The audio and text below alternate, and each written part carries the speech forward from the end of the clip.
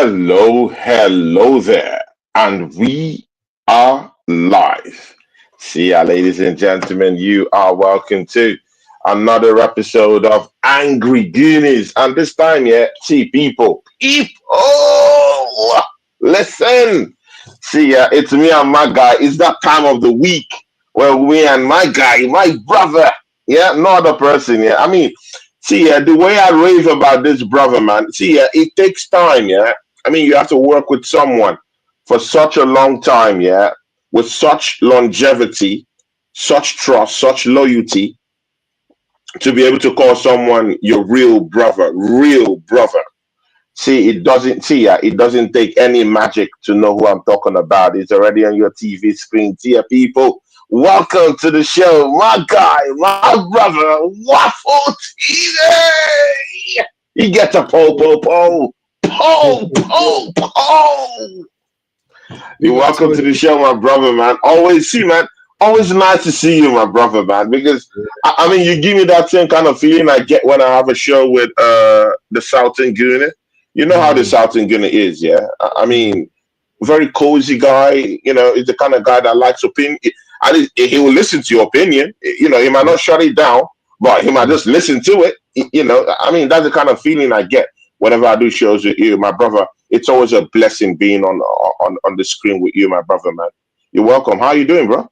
Likewise, man. Yeah, man. I'm just, happy to be in your presence today, as always, man. Do you know what I mean? Obviously, we've got a lot to talk about later on in the stream, but you know when you work with someone and it's just like, you know what, we have our our disagreements, in terms of like it's amicable and it's respectful, and I mean, I've got time for that. And like your energy, man, your energy is just I don't know how your energy is going to be today, because when we start to talk about a couple of topics, let's see where the energy goes.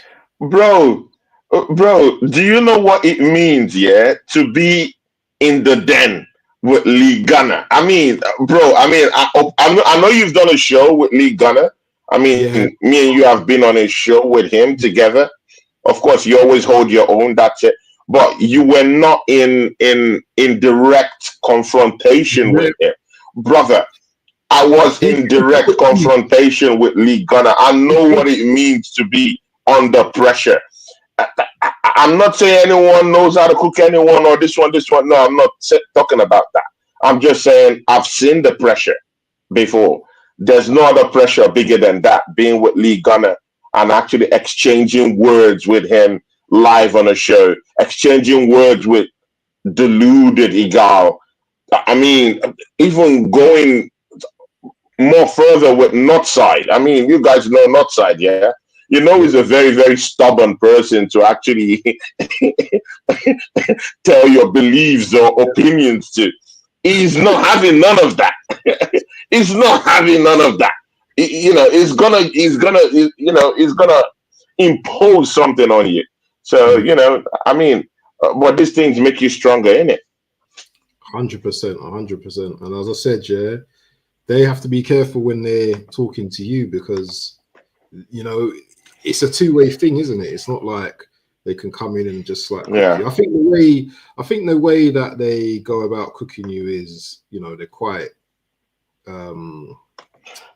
funny with it. They're quite, it's not like, it gets serious confrontation. It's like, it's funny. So you know what they're doing. They're probably watching the show now. Like looking to clip up things that we said. So, as I said, looking to clip up, I mean, bro, get ready, because you do shows with me. Get ready for the smoke too. I had this funny feeling that one day they might start clipping you too, my brother, man. I mean, very, very soon they might start clipping you up. But I mean, I trust you, man, because I know you hold your own anywhere, anytime. I mean, I was having that show with Northside and you were in the charts, bro. You were actually in the charts giving me ammunition. Let me see you, so that Manchester United guy, yeah. You said that guy that came in that day, yeah. I mean, that guy was on smoke, but I mean, it's a thing. Big up to Into the Box. Into the Box. I hope everything is okay with the family. Into the Box. I mean, I got introduced to Into the Box from you, my brother. Into the Box is a very, very, very legit person. I really like that guy, you know, and 100%. it's such an I amazing agree. blessing to be with him on the show. Yeah, He into came the to my box came channel. We from have a him. show tomorrow, so I hope his That's good. everything is okay on his side. That's good, Yeah, man. till I Yeah. see him tomorrow. Shout out to AFC always. Big up to you. Smash up the likes. Julie Mays is in the house. She says, big up Tony and Abs. Big up to Julie Mays. Julie Mays is one of our biggest, not a fan. She's a supporter of both of our channels. So big ups. And she supports Josh True Gooner too. So a very amazing person. Very amazing person. She just loves football and she loves Arsenal. Yeah. Was Julie Mears always from back in the day, or is this new kind of around the Josh Truguna times? Because I know you've been going for quite a while now, 3 years now. So was she back? Was she around back those times, or? I don't know, but all I know is that I just met Julie Mays in Josh Trugoner's channel. Oh, Yeah, okay. and her takes, I swear, her takes are so the level headed, but you will know it's coming true from the heart of an Yeah. Arsenal fan that really loves the football club. She's not deluded to the things we're missing in the team. She does recognize that we have certain problems, but she wants to support the team. She wants something positive to happen. And I'm not saying that I'm a positive Gooner or I'm just saying that I recognize that we've starved too long for a trophy, man. I mean, what's wrong if one or two Arsenal fans decide to dream to actually win something? I Dare to mean, dream, it's dare not to bad if we dream, dream. dare to dream. I mean, you just have to dare to dream. Despite the bigger issues we have in the football club, I know we'll be discussing a whole lot about it, but it is what it is. Another person in the chat, Dante, he doesn't get. See, he's my partner at Sarkozy TV. I respect this guy. Oh Me and yeah, him were always at each other's throats. We're always at each other's throats. But Don't I see. like this brother. I mean, I just really like his person. Me and him would do lots of stuff on Sarkozy TV. But he's a true brother at heart, and he loves Arsenal. But man, when you hear this guy talk, man, I mean, have you done a show with him? To be nice Yeah, for you yeah, and we've him to done a do a show. show, man. Yeah, we've done a He's show not too an long ago. absolute real one. He'll tell you Yeah, as it is. like I him, like man. the brother. He's enjoying it. Yeah, Mm. yeah, we've done a show with him. Prime is a proper homeboy, the proper homeboy. He's a whole daddy, loves football, proper guy. Hey, we need to Yeah, talk, man. abs. I mean, we need to talk, man. I mean, we haven't caught up on a lot of things. I mean, a lot of people have been running their mouths, bro. What happened against Chelsea? I mean, this is supposed to be a proper London derby. Yeah, I nearly slept through spells in that matchup, man. I mean, to be very sincere with you, I know winning isn't all about playing good football at the end of the day and getting no points. Sincerely, I know that's not the head and tail of football. Sometimes it's about digging deep, getting the full 3 points and having that 3 points on the scoreboard.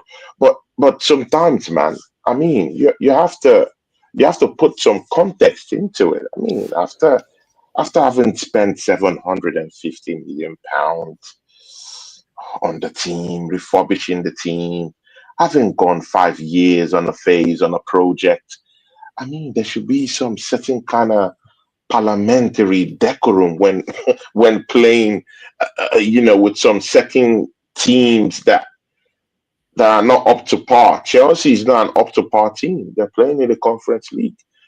For all I know, they're shit. They're shit. They're not competing for titles. They're not in they were not in the Carabao Cup. They're not winning the FA Cup. Yeah, they might win the Conference League, but that team is shit. It's complete garbage. Garbage goalkeeper.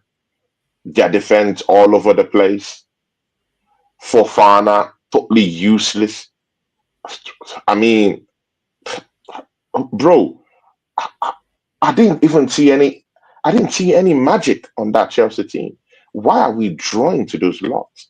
I mean, to be nice to sample your opinion on that Chelsea game, but I felt like sleeping all through, man. Just so drab. It was You ugly. know, I mean, you know, pure London derby. How did we go from Didier Drogba, Dennis Beckham, Thierry Henry locking horns together with these people? Yeah, Eden Hazard, bro. How did we go from this legends of the sport to this despicable show of football? And this is the top four sides in the Premiership, bro. Horrible football, man. Horrible. yeah. The only saving grace for me was that big up to Views on Sport as well in the building as well. Yeah, big up to him as Big up well. to Fusion Sport. I was on his show earlier today in the charts. Had some few talking points there. Big up to him. Big up, Doing man. lots. Yeah, the only saving grace for me is that my nephew was down in it, and he's a Chelsea fan, so we were talking most of the game. Obviously, when you've got someone around, you've got people around, you kind of watch the game not fully, and I only just watched the game from parts of like where we had attacks, and the game was, as you said, dead boring. I weren't going to do a watch along for that game. Um, Marino scored a header. The only thing I can remember is Marino scoring that header, and Hmm. Farner fouling constantly. I don't know how he didn't get a red card. Everywhere. Game, I don't Fouling remember. everywhere.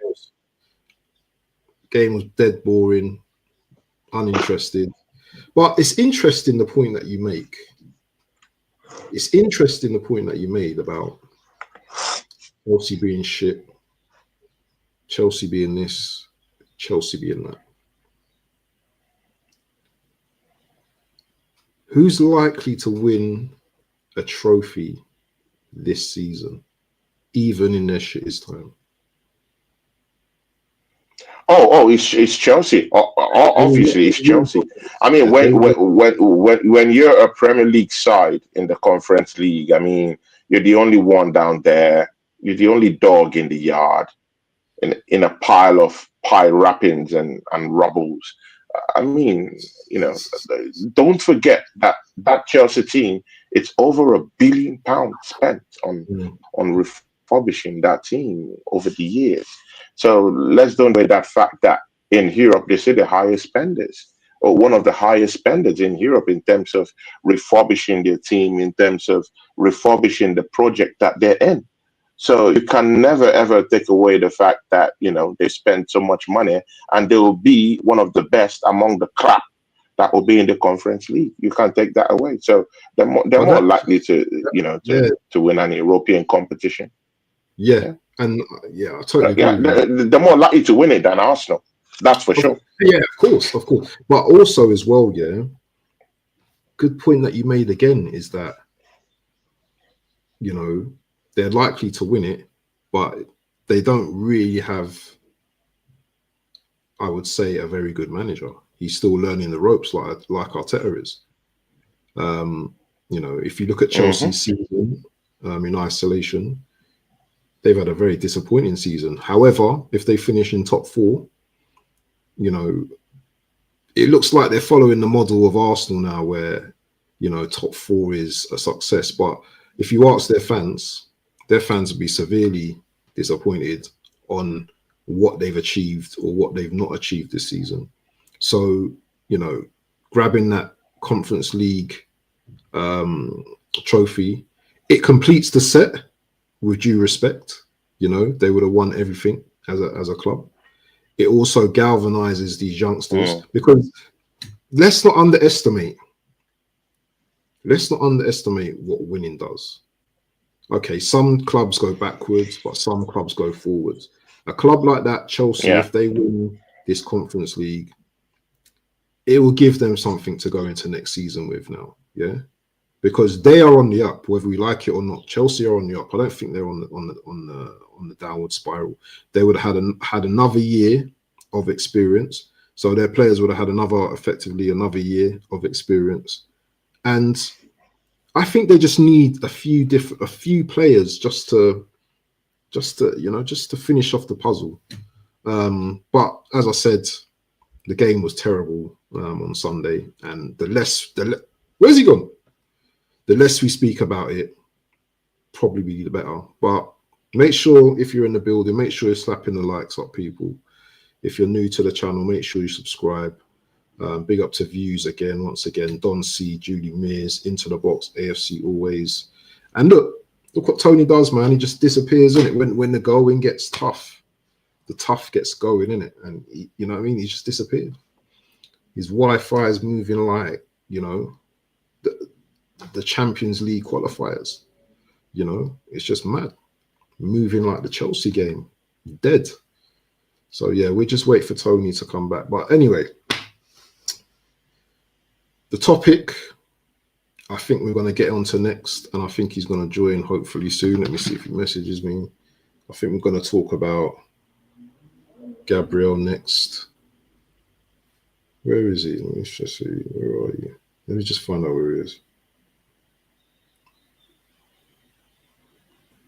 Wi-Fi issues. I think he's got Wi-Fi issues. Wi-Fi issues. He's back. But his Wi-Fi is moving like. He's back. Yeah, I'm back. I don't know what's happening to StreamYard. StreamYard is just, I don't know, bro. But I hope I'm back now. You know what? Mine was buffering a bit earlier. So yeah, I was gonna move on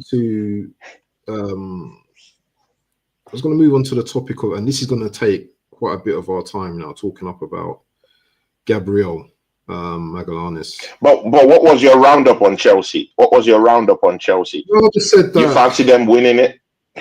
I just feel that, you know, the Conference League. Yeah, they win the Conference League, and they probably build from that next season.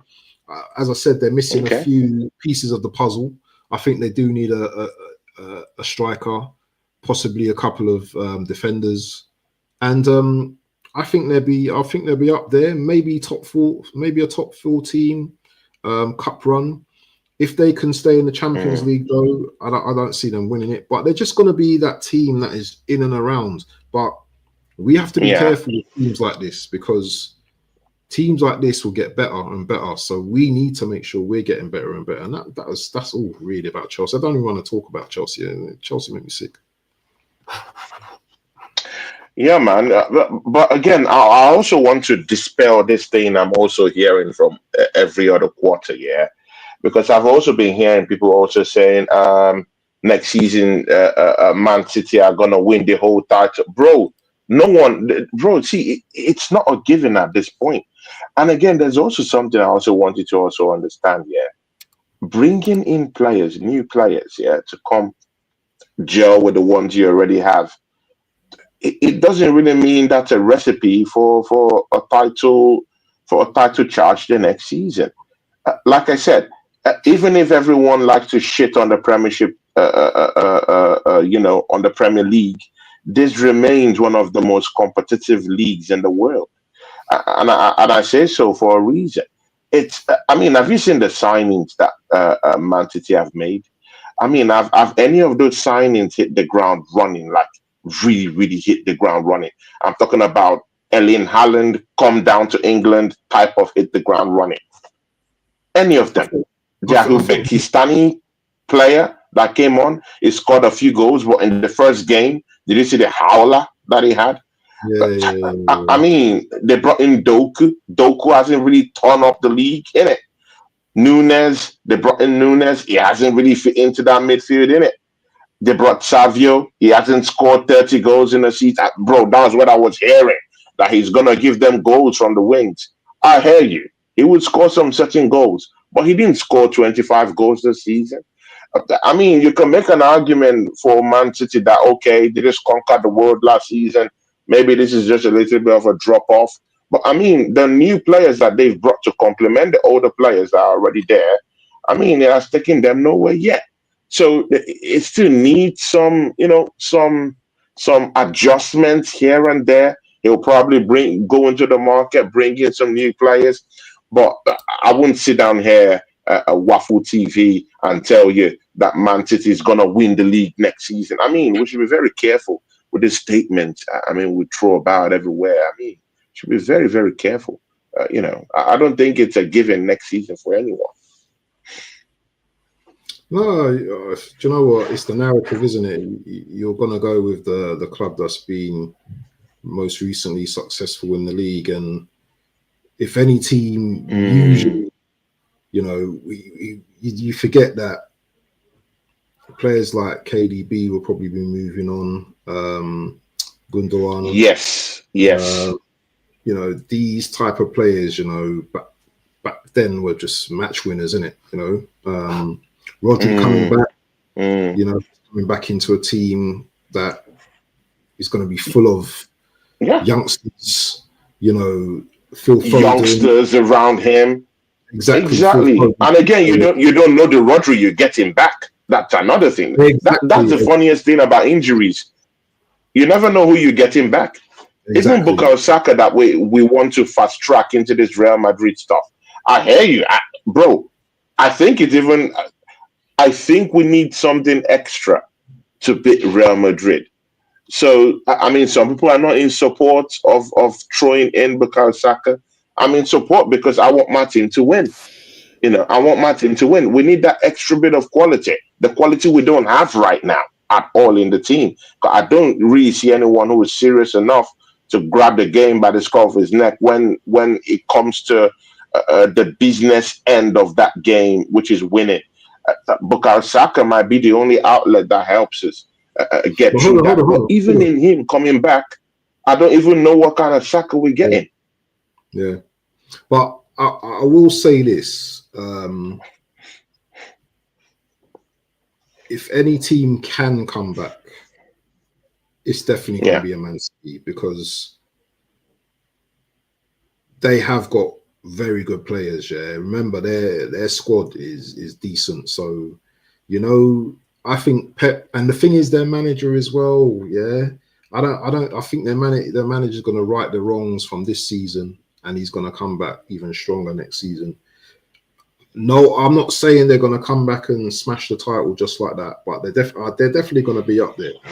And that's what happens when you've got a world-class striker that can score the amount of goals that Haaland scores. Remember, Haaland's had an off season as well this season. Yeah, it's had an off season too. Yeah, if they can get him scoring again and back on track, the wingers don't need to score 30, 35 goals, Tony. They just need to be able to chip in with 10, whatever, make sure they're getting in their assists. But their wingers are very good. The midfielder... but I disagree. I disagree with you. No, their wingers ought to get goals. I mean, check out their league-winning seasons. Bernardo Silva scored lots of goals. Grealish gave in, even if he didn't contribute that much. He scored some certain kind of winners for them, season to go to help them lift the trophy. Guardiola's system needs his wingers to be up and doing. Yeah, but I can't see his wingers scoring 20, 30 goals. And that might be the difference between them winning the league title next season. I mean, look at Liverpool, yeah? Only Mohamed Salah getting nearly up to 29, 30 goals, my brother. And he's not a striker. He's not a striker. That's what I'm talking about. He's not a striker. Your wingers, anyone who is having to play with these wingers, that puts extra mark on your wingers, you have to get goals from them. And that's why we're completely roasted, because our wingers are complete garbage. Complete garbage. Martinelli, complete garbage this season. From the guy that scored 15 goals 2 seasons ago to this season. Complete garbage. Bro, we're not scoring enough goals. Yeah, but also, I think as well... Trossard, garbage. Yeah, as an attacking midfielder, Odegaard should be scoring. I know he's been injured, but Odegaard should be scoring at least 10 goals a season. At least 10 goals. Exactly. Yeah, he should be spread abroad. He should be scoring goals. But yeah, I agree with you. But no winger in our team is ever scoring 20 goals plus, ever. at all. That's not in our At team all. because we don't have those type of wingers. Apart from Bukayo Saka, anyway. Apart from Saka, anyway. Yeah, but I don't think he's ever scored 20 in his career, has he? He scored 15, isn't it? His highest, isn't it? 15, 16 goals. I think no, he had scored a combined 20 something goals. I mean, when you check in all season, of course, with the goals he scored, contributions, it's had at least up to 20 before, I think. But yeah, Man City. Remember, Man City are Man City at the end of the day. So let them worry about their problems. We just have to worry about where we're going to be next season, because you know what? No one predicted us to have the season that we're having right now, which is Liverpool have won the league already. Literally, we're not catching him. I don't think we're catching him. 12 points in front. That's crazy lead. That's massive. That's a crazy amount of games. At this stage of the numbers of the season. But anyway, moving on in terms of like Arsenal players now. There's been rumours, you can call them rumours, but talk on, our centre back. Not Saliba, not just Saliba, but Mr. Gabriel Magallanes. Talk of him going Saudi, my friend. For what? 100 mil, 90 million. Now, what do you think about that? Because I've already spoken on this on my channel already. I want to get your side of things and how you feel about it. And is it a good move? I mean, Abs, I mean, it's proper that you brought up, that conversation. Yeah, I mean, I saw you on your channel when you brought that up, and I really took your take seriously on that. But I mean, it's not just in the amount that the Saudi club is willing to even dish out to Arsenal, trying to tempt them to lure our best centre back this season. Yeah, in Gabriel Magalhaes. It's about the money they are offering this kid, this young kid. How old is he? 25, 24, 25? Who, Gabriel? Gabriel Magalhaes. Is he 27? How old is he? 27, isn't it? No, he's not. He's not 27. Should be 25, 25. Let me just. The guys in the charts help us out. Gabriel Magalhaes should be 25, heading 26 or so. I don't think he's up to 27 yet. 27. He's 27 years old. He's 28 this year. Is he 27? Is he that old? Okay, good. You know what? 323K is what these people are offering him. 323K. Bro, that is enough, to turn the head of the hardest man who has a coconut head in anything. Bro, 300 bro. Game changer. 300. Let that sink in. You don't even need to have any bigger conversation about that. Clearly, his head is going to turn. It's going to shake. I mean, look at Oscar, and I mean, you're looking at players that their utmost priority is their family, is the nuclear family, is the extended families. It's helping them out. I mean, maybe if you're talking about a player from Europe, maybe might not be financially centric about the whole transfer. It might decide, you know what, I'm still young. I'm a centre back. There's still a longer. Of course, you do know centre backs always have a longer playing span. So the Marseilles think, you know what, I'm not all about the money. I grew up from a humble background, and money really isn't the problem. What I make is okay for me. I just want to take care of my family, and I love the football club I'm playing at. With Brazilians, it's something different. They know if they don't take certain opportunities, They know what they have back there. And when you one of all these kind of young players that have finally found his footing with a model as your wife, you got needs. You have things to actually spend on, my brother. Those are not easy bills to carry. I mean, they're not easy bills to carry, my brother. These are not easy bills to carry. He would think of his extended family back home, definitely from poverty, no money, this is that, this is that. He wants to uplift them. Look at Oscar when he was in Chelsea a couple of years ago. You saw that move to China, innit? What did he go to do? Was it to go win trophies in China? Who cares about a trophy in China? You know, what he cares about is to feed his family, you know, pay the bills, pay the bills, the mullah, help his extended family back there in Brazil. That's what matters to him. And when his deal finished at China, he did say, my mission is done. I came to China. I came to do what I wanted to do, and I got what I wanted. Those were his words. He made what he had to make. And right now he's in a good financial state than even many Brazilians that even made more money than him in their whole career combined. Adriano is the leader of a gang somewhere in Brazil on the streets, clapping his hands for YouTubers, while Ronaldinho is facing tax issues everywhere. Even if he still has a brand that can be marketable, he could make some certain amount of money by just brand deals. I get that. But right now he's broke, no money, nothing in his pockets.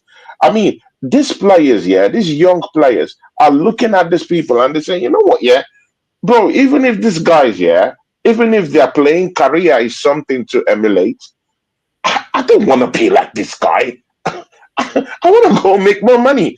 And that's what scares me with these younger players, mostly like a player in the mode of Gabriel Magalhaes, considering the fact that 2 seasons ago we wanted to bin him to the highest bidder from Saudi Arabia. Don't throw that all away. Suddenly his form has transformed and now everyone loves him. Did Mikel Arteta believe in him 2 seasons ago when the whole ovation was on Saliba and we wanted to throw him all away?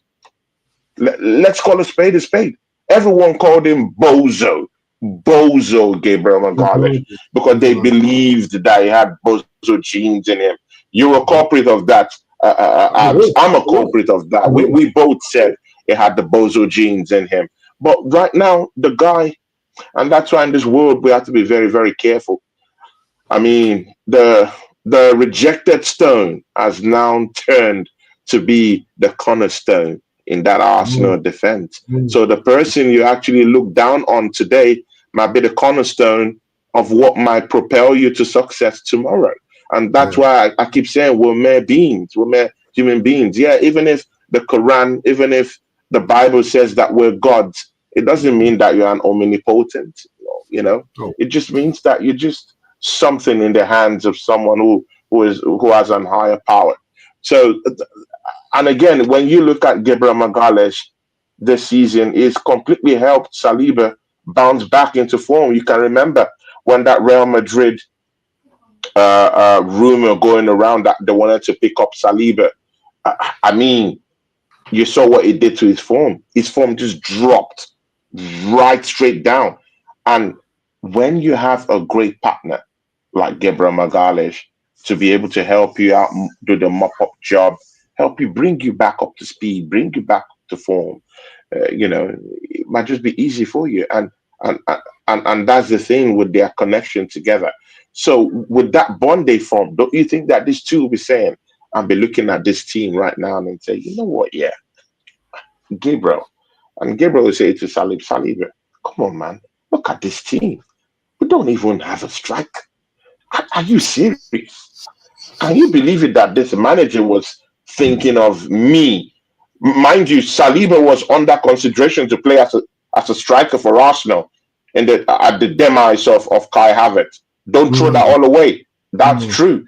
He came out, he said, hey, I would like to actually be a striker for this to help out. I played as a striker in my youth setting so I can also help out in that front. Don't you think Saliba is thinking about this? Oregon Gooner is a member of this channel for Big him up. 21 months. Big up Big to him you. up. Becomes a member. Man. Definitely, I'll call him up. I don't know his schedule right now during the break, so I have to talk to him about a show. But big up to you, Oregon Gooner. Thanks for Yeah, that. So, man. I mean, these are 21 the months, fine man. margins you have to, these are the fine margins you have to look at. And he's talking with Saliba and looking and saying, you know what, yeah, Saliba, they even wanted it to become a striker. We don't have a striker in this team. This is funny.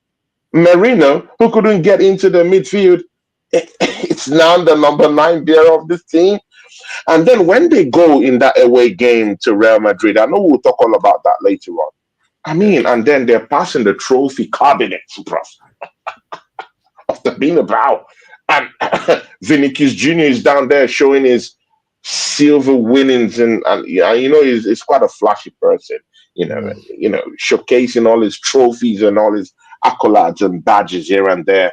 And Gabriel Magala should just be, I want to be like that. Even if I'm not going to be like that, I have to have the cash that these guys are spinning. And that's my biggest fear. This generation is being ruled by the amount of cash that you make, what you make, or the trophies you win. It's just it. Those are the only motivations. There's some other legends of yesteryears that they're. I mean, of course, they wanted to win trophies, but there could be players that are this kind of like one club players. We did see lots of one club players. They're so loyal to their football club. They want to play for that football, win trophies or not. They're there. They're always there. Even if to win is of the utmost importance, but they love their club side more than any other thing. The youth of today, it's all about the Benjamins for them. They want to make money. I do think Saliba and Gabriel Magalhaes are talking between themselves, talking some certain kind of strategies, ideas, what they think when they will leave the football club, because they're not winning trophies out here, and neither is their money that huge. Most other shows probably touched on this as well, but remember, it's international duty as well. So when they're sitting in the changing room with certain other players, we've won this, we've won that, and these two, they're going to be getting in their ear, they're going to be getting in their ear, why don't you come to our club, man? Do you know what I mean? Guaranteed to win trophies and stuff. But I've got a question here, and this is quite a difficult one. And chat, answer this one as well if you can, yeah? Because you know what? This show's been a bit too nice as far as I'm concerned. Tony's been a bit too nice today. He's been a bit too nice, and I don't like it. Usually, maybe because we don't have to watch Arsenal play this week and next week, so maybe that's why. Yeah, no, but we need to tackle this Gabriel thing, because you've not answered the question on whether you've answered what he may or may not do, but you haven't answered the question. And this is the question here. Would you rather Gabby was sold or Saliba?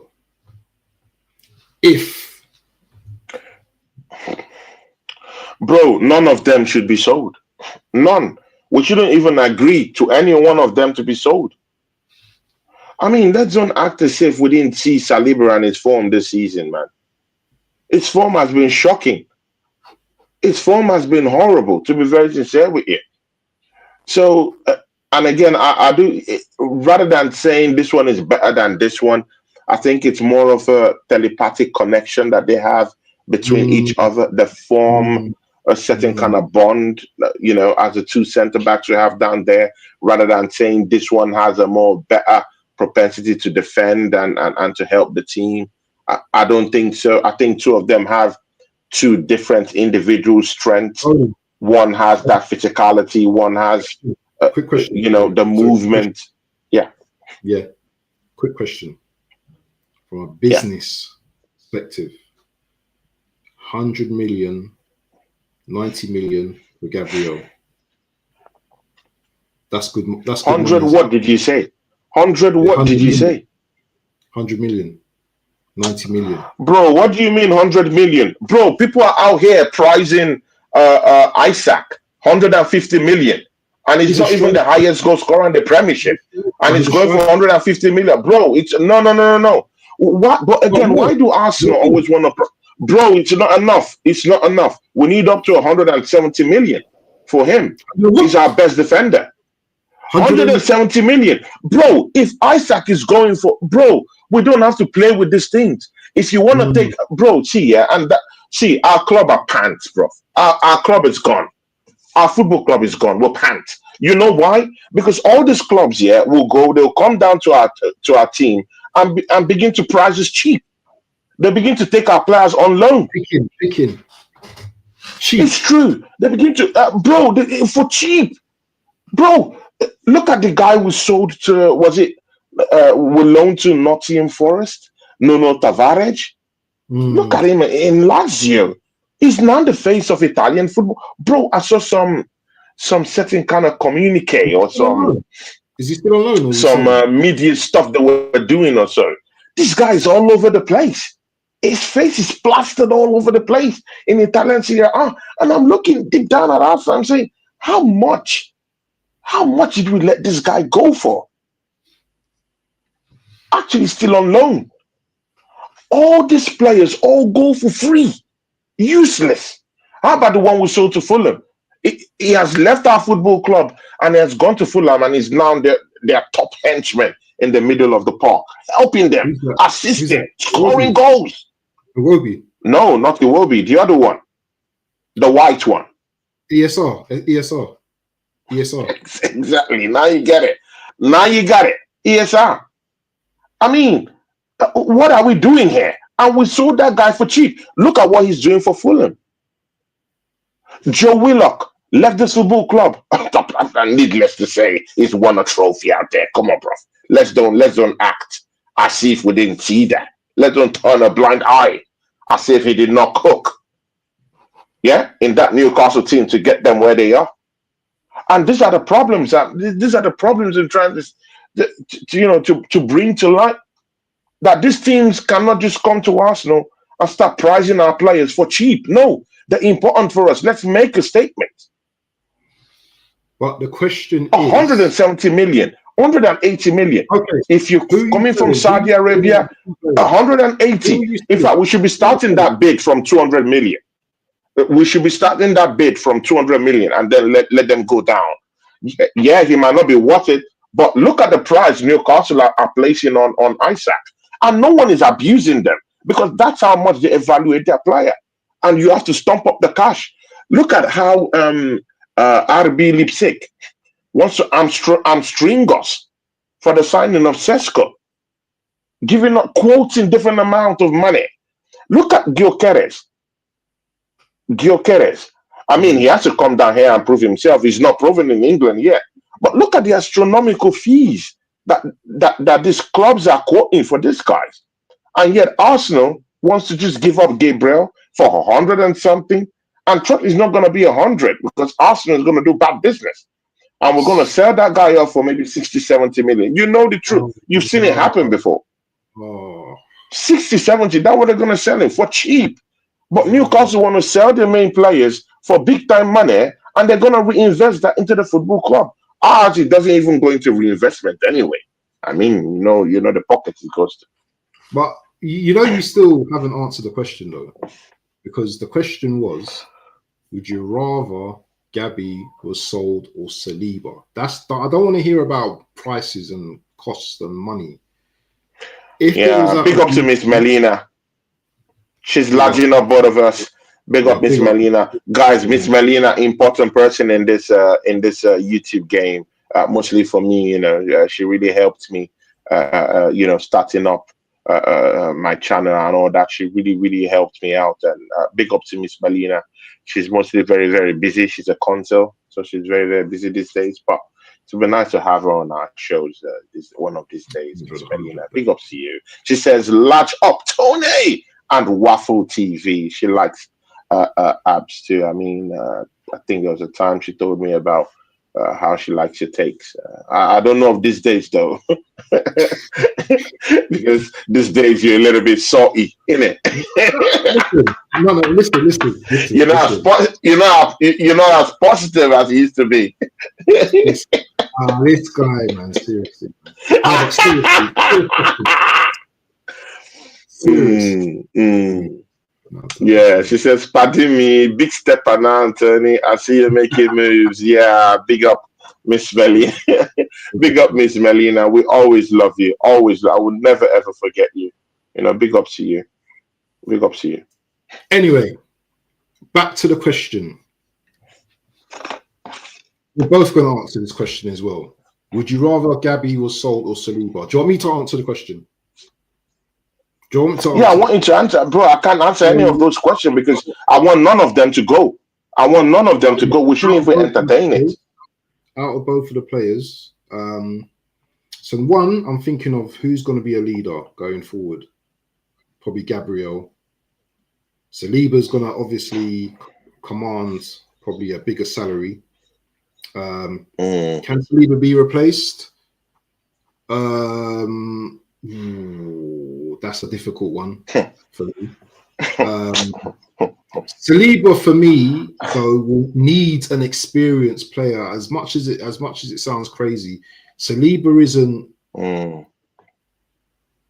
as much as laid back he is. He's not going to be the one that's going to be like the leader like Gabriel is. So out of the two, as difficult it is, it's probably going to have to be Saliba because I'm getting used to the fact that, you know what, he's going to go to Real Madrid one day. Yeah. And then, you know what, I'll probably bring in someone like a Braithwaite or someone like that, to be honest. So maybe Saliba. What about you? What's your take on which one you would sell and why? It's difficult, isn't it? It's very difficult, man. You know why? Because I just think if one leaves, it's gonna be very, very difficult, man. Like because it's not like Saliba isn't the complete defender. Not yet. He needs Gabi. Just the same thing you said. He needs that complementation. He needs that person to complement him to be what he can be. At the optimal level.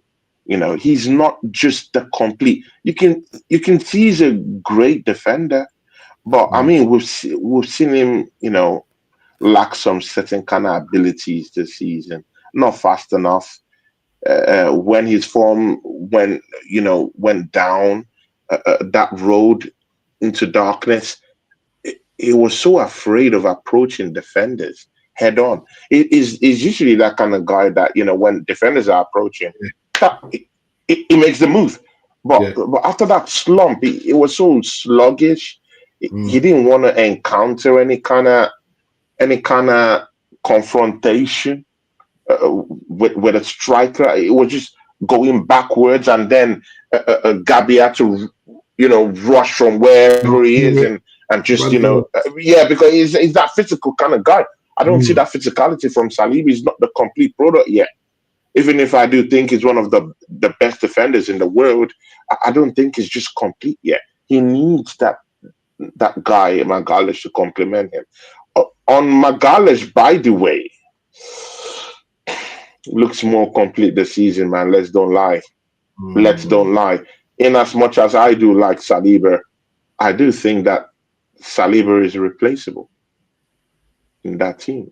If you get someone of the ilk of William Saliba and what he brings to the table, that calmness, that level-headedness when he's trying to defend and he gets onto the ball, you're guaranteed that he's going to latch onto that ball. But he does that with ease and with with lots of cream and sauce on it. He does it in a very calm, cool, collected way.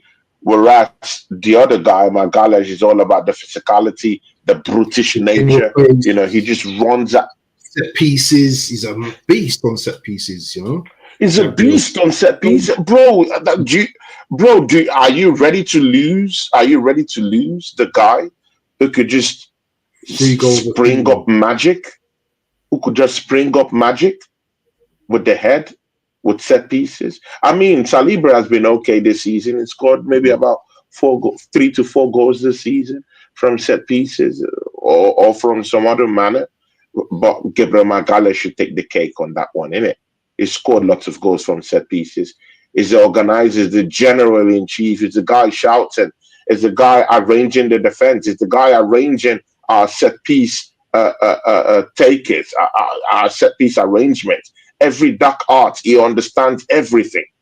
Every dark Captain as art, well. everything, Captain as well. everything with the dark art. I mean, he's learned in that. I mean, he's graduated, he's a professor in the skills of the dark arts. That's who he is right now. So I can't afford to lose that kind of imposing figure in the team, mostly with this team that needs a captain in the absence of Odegaard. I mean, look at Odegaard. He walks all around the pitch, swerves his hair, and snorts about, and sometimes it just completely disappears from the pitch. You don't see him in the big games. You don't even see him with his. I mean, he talks sometimes, but there's a difference between being a talker and being a vocal captain. He's not a vocal captain. Someone like Gabriel Magalhaes is a more vocal player, an imposing figure. He looks like a beast. He's modeled like the way his body is modulated. Yeah, he's strong. He's tall enough. He's towering enough. His voice is big. He has a huge voice. He's that kind of guy that when he talks in the room, I mean, everyone in the room goes chill. Let's listen to what he has to say, even if we don't fear him. But let's listen to what he has to say. I don't want this guy hanging his hanging me across the roof because he's a tall, towering guy. He's an imposing figure. So you do need that kind of a thing in a spineless team like the Arsenal team we have right now, where no one wants to take responsibility. The captain is shying away, disappearing from games. I mean, you do need that imposing vocal figure. Gabriel Magalhaes represents all that. So why would you want to, you know, throw that all away, all for a William Saliba that is going to leave us anyway? I mean, he's a French guy. Bro, I mean, the way things are looking at the moment, he wants to leave. He wants to live for bigger things at the end of the day. So I think is a more dispensable factor than Gabriel Magalhaes. Magalhaes still has a heart. Like I still feel like he's that kind of guy that would still say, you know what, because of the fans, I'll stay. But Saliba might not be that kind of a person. He has no loyalties, to be very sincere. Bro, do you not feel a sense of a lot of uncertainty going into the summer now, with both of these players now being looked at, by Real Madrid and Saudi? There's going to be trouble if there's a breakup of these players. Yeah, it could be a case of maybe I'm not going to say both will leave, but it could be a case of Saliba Kivior next season or Gabriel Magalhaes and Kivior next season. No. Kivior is leaving the football, bro. There's lots of confusion in this team next summer. Kivior wants to leave the football club. He wants to go. He wants to leave. He hasn't been playing, bro. He hasn't been having game time in this football club. He's been wasted. Lots of teams want him. Yeah, Napoli wants him. Lazio want him, and Arsenal are just keeping him on the bench with no game time. So he wants to leave. He doesn't like this country. I mean, he doesn't like England. He believes it's a shitty country in terms of the weather and everything. His wife has a purely different idealistic idea about a grand idealistic idea of what England means. It's completely crap to her. She wants to go to where there's sun and where there's coconuts and rainbows and all of that good stuff for her. Good and okay. There's no problem in you wanting that. But again, you have to look at where we are as a team. Is Kivior the missing jigsaw to support a William Saliba if Gabriel leaves? The answer is no. He's not physical enough. He's not strong enough. He doesn't have the total football IQ to save us when we do need him. His his swiftness when making tackles are something to actually critique. He's not good in set pieces. He's not vocal enough. He doesn't connect with the goalkeeper enough. He doesn't know how to. I mean, he's a merchant of this.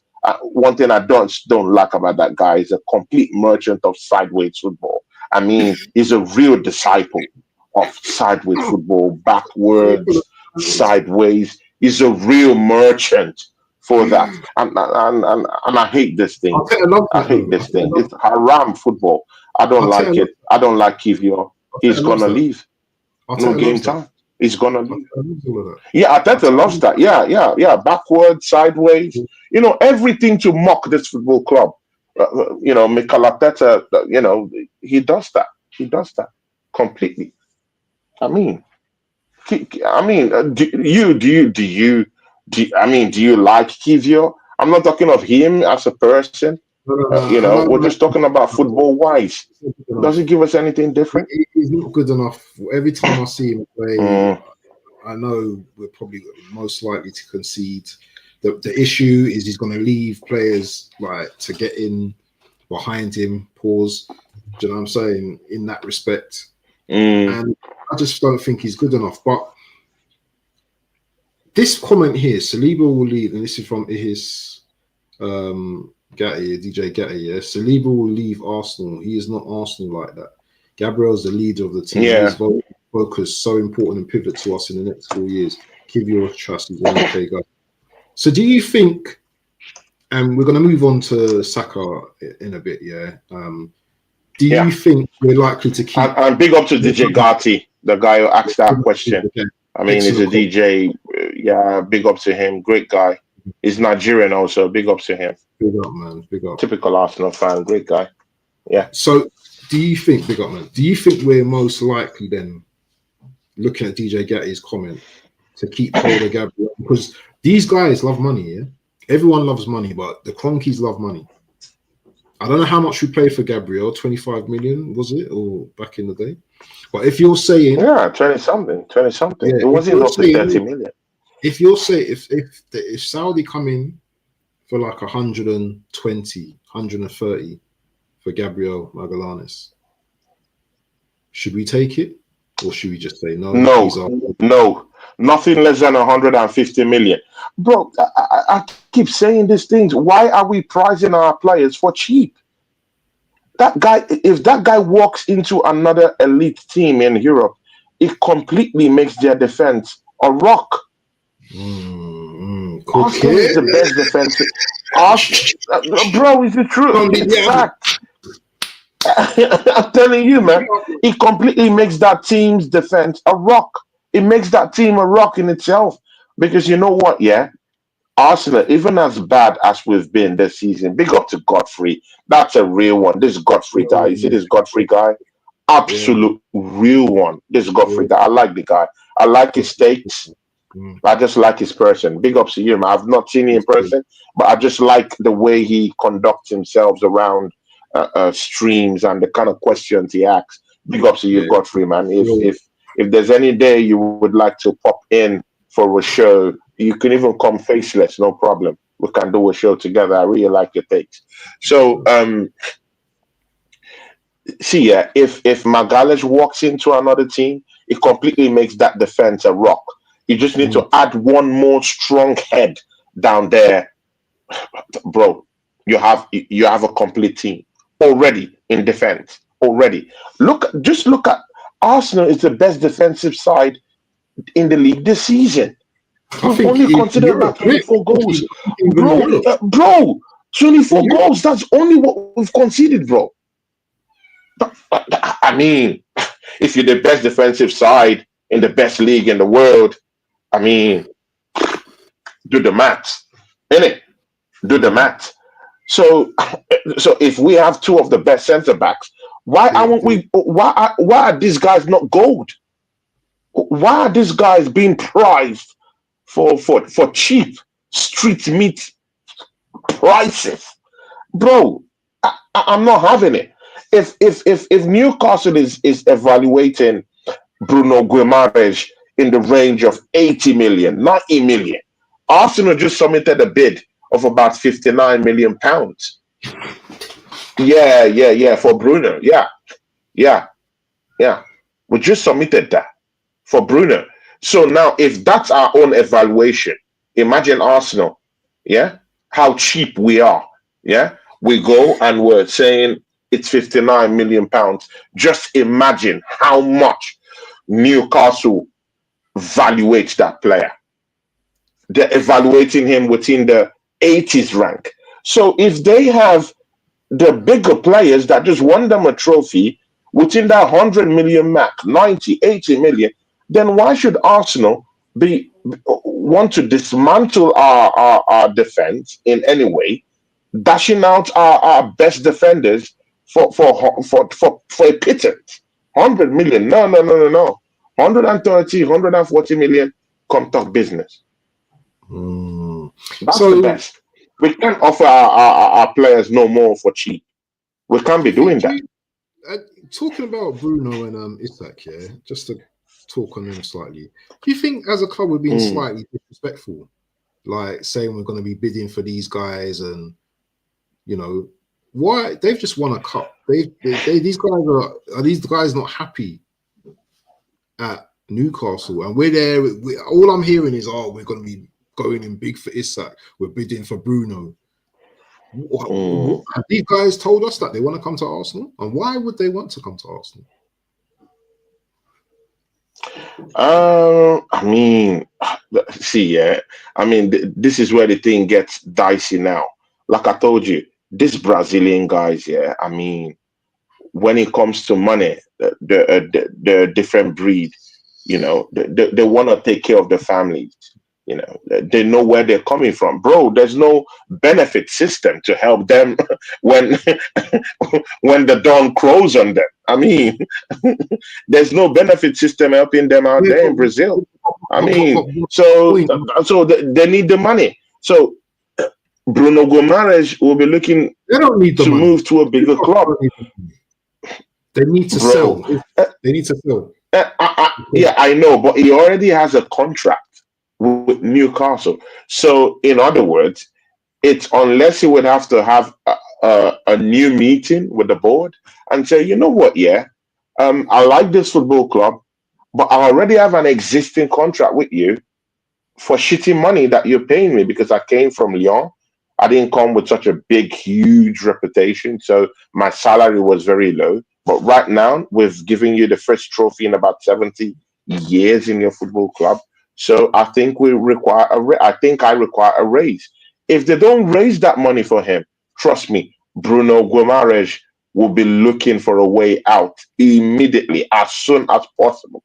The problem there is that he has a contract right now. He's got a contract with them. So they don't necessarily have to increase the money for him. And he's looking for money. So you can now say, hey, Newcastle doesn't need to sell. I hear you when you say Newcastle doesn't need to sell. It's Newcastle that owns they've got money. We know they have the money. But Gomares already has a contract already, a standing contract. He has more years in his contract. And within that contract, we know how much is being paid. So he wants to increase what he's being paid. So unless he has a sit down and talk meeting with Newcastle and they're ready to make those increments for him, that's a separate thing. But again, this Samba guys, I mean, he might want to make that big long move to Spain. You never know. Because he's on £160,000. He's on 100, and that's complete garbage to what he'll be looking at himself right now. How old is he? Yeah, 28? Is he yeah, 28? How old is he? bro, 28? that'll be garbage to what, bro. He just won the EFL Cup. It's time to actually boost your profile and get that big money move to a bigger club that will give you mm, that will give you the bigger trophies in the game, the Premier Leagues, the Copa del Rey's, the Spanish La Liga.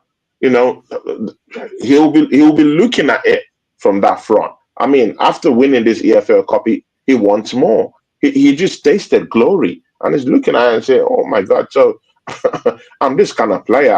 Okay, so I can do this. Yeah, Why not? Why can't I go make? Why can't I go get the Premiership? Why can't I just move to Liverpool and increase my stock, get big time money move? If they pay me 200K, I would just go down there to Liverpool.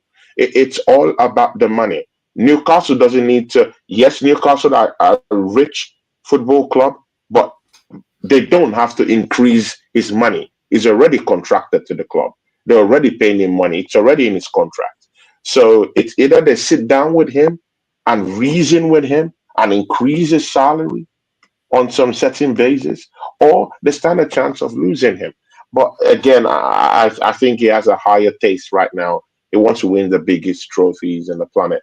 So his eyes might be on more bigger places. That's it's I find it really interesting you saying that.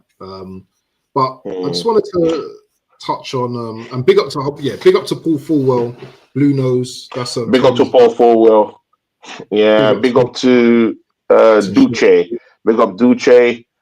Big up Godfrey and Don C still in there. As he says, He's still in if the he house. wants to leave, then go. No player is bigger than the club. I mean, I agree, man. I mean, Yeah. Don C always with the facts. I mean, I agree. If any player wants to, but bro, man, I would beg, bro. It's not as easy as you're saying it, bro. Come on, So, man, bro. You do beg. you What are you saying? exactly, You're going big, man. Come on, bro. Come on, bro. I mean, you have Tony? to chop up. You have to chop up your pride a little Go on. bit in that one. I mean, you're not winning trophies. No, abs. Yeah, see, it's quite different if we're winning trophies.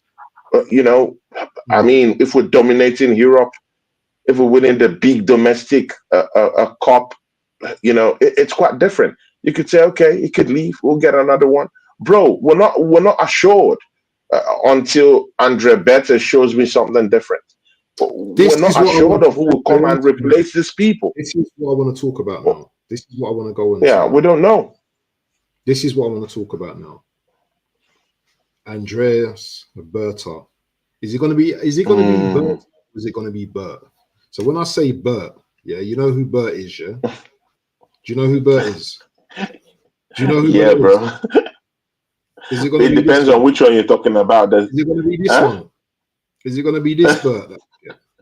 Or is it gonna be Oh my some days, well, we need to be careful, bro, bro. man. Let's talk about Berta quickly now because Bert has Mm. been talking that players that he's identified, Bruno being one of them. Who was the other one? Is it Isak? He was speaking about, you know, Isaac is talked about Nico Williams also. Nico Williams as I well. But heard that Mikel Arteta these has been able players to that convince him these are the same players that are. to look into Nico Williams signing. Hmm. But these aren't those the same Mm. players that Arteta's identified as well. So is Berta going to come in with his own plan of players that he wants, or is he just going to be following what Arteta wants? No, and again, see, it has to work with. See, no matter how we look at this guy, again, he has to work with Mikel Arteta. I mean, of course, many people want to look at him like the executioner. Yeah, you should be someone of that ilk, but it's not gonna be like that. You're working in an organization. You would have to. Yeah, you. I mean, bro. I mean, you've worked in organizations before. You know, I mean, at least I know you've worked in a top organization before. Scratch Mm. that, throw that all away. You know the modus operandi. I mean, you don't just do things just like that. There's bureaucracy, that goes on within these organizations. You have to, coordinate. It has to be a coordinated attack Mm. in order to get your targeted goals and what you want, for your organization. So I don't think he's just gonna act alone. He would have to have a talk with Mikel Arteta and identify what he wants and see if it aligns with what Mikel Arteta wants. Clearly, we as fans already know that Mikel Arteta is a goofball in the market. I mean, you can see the trail of failures, a trail of horrible signings. I mean, bro, we don't even have to go into that, man. but it's a scene of one of this Saw IV or Saw in the Saw movies. It's as horrible as, bro, horror movie, all true, straight up Saw. Mm. So, but again, Andre Berta will have to have discussions with him. They have to talk. They have to Mm. coordinate. He can't do anything on his own. You have to talk to the coach. This is the kind of player I want. Which player do you want on the flanks? Does it make sense with you? Mikel Arteta will say, "Oh, I need Nico Williams. He's coming from Spain. He has seen Nico Williams play. Does he think Nico Williams is a better player? Good and okay." I've been hearing a particular a player that Berta has been touting around, and that player is Marcus Thuram of Inter Milan. See, don't No. allow it fly by you in that way. I know why, because there's context to that. Mind you, this better guy is an Italian. He's Mm. Italiano, and the way he looks and the way he acts, it looks like a boss, like a mob boss, something like that. It's kind of it's kind of silent mob bosses that just do things on the ground and are ready to scrap for it. He looks Mm. like a straight killer when you see Mm. his face. Mm. Yeah, it might look cool and all that stuff, but when you're someone that sees deep, you'd see that that guy is no joke. He's a straight killer. He's an executioner, and he might be the guy to actually take Mikel Arteta out of this football club. What do you say about a guy who has actually dined with Simeone? Do you know what it means to actually be in the same circle with Simeone? Simeone is that kind of guy that say, you know what, yeah, rude boy, I'll take you to the basement and smash up your face. He's that kind of guy that could just get a scrap on in the kitchen with a kitchen knife or with some forks. He's that kind of guy that can do that. So imagine Berta is that kind of guy that has Mm. sat with this guy, had interesting signings with him, won titles with him. It doesn't get better than that. So if it's that guy that has done those sort of things with that kind of personality, who is chicken Mikel Arteta for him not Mm. to impose, his opinions and state what he wants clearly to Mikel Arteta? Mikel Arteta would want to see reason. And mind you, I still do feel that Mikel Arteta knows that the end is coming. He senses it. He knows it. Right now he knows it. He knows he's living on a ticking time bomb right now. He knows that. Mm. He knows that. Yeah. So it's time to put up or shut up. I still do think Mikel Arteta has one more year, and my feeling is that in this one more year, if Andre Berta gets him what he wants, that might just be the thing that unlocked this Arsenal team. He might be a bad coach, but I still do think that we're still a couple of players away from getting where we are.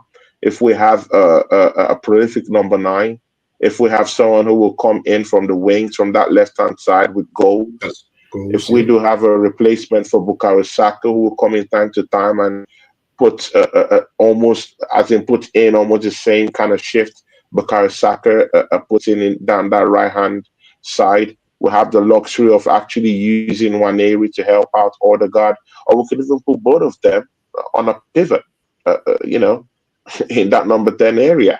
I mean, 10-8, he can play that. Waneri can play from the wings. They run, quite well. Waneri can score goals.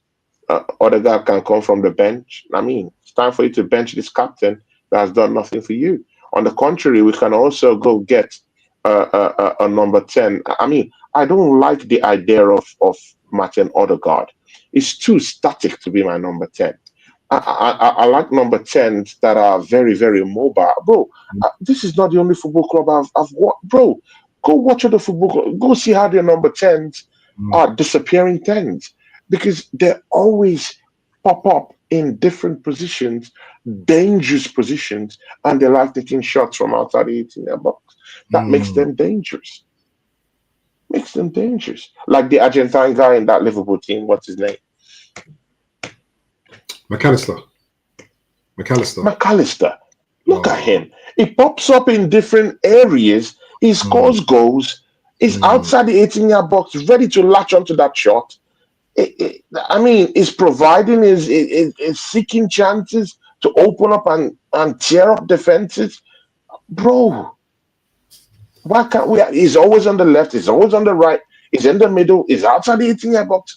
I mean, we need that kind of number 10 that pops up in different positions and is mobile enough to actually help the team. Odegaard is a liability. He doesn't even help out defensively.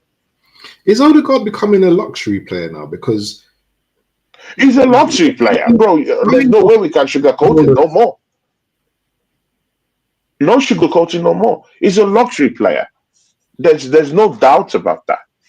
He is. He is. Because he offers nothing to the team right now. He offers nothing to the team. He needs to have a big season next season, I think, as well.